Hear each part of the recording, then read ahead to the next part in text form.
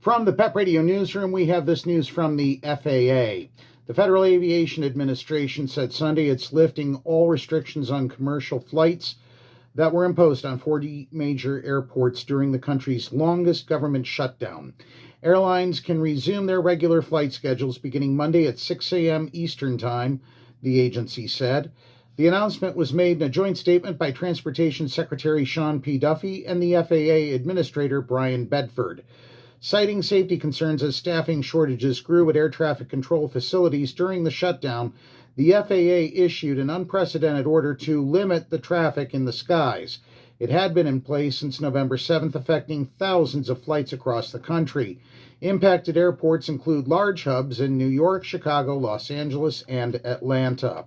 The flight cuts started at 4% and grew to 6% before the FAA on Friday rolled the restrictions back to 3%, citing continued improvements in air traffic control staffing since the record 43-day shutdown ended on November 12th.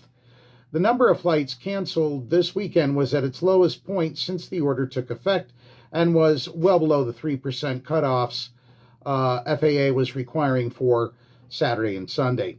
Data from aviation analytics firm Citing showed that less than 1% of all flights were canceled this weekend. The flight tracking website FlightAware said 149 flights were cut Sunday and 315 were canceled on Saturday.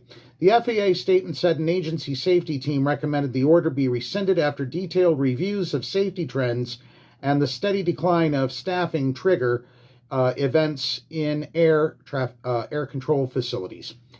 The statement said the FAA is aware of reports of non-compliance by carriers over the course of the emergency order.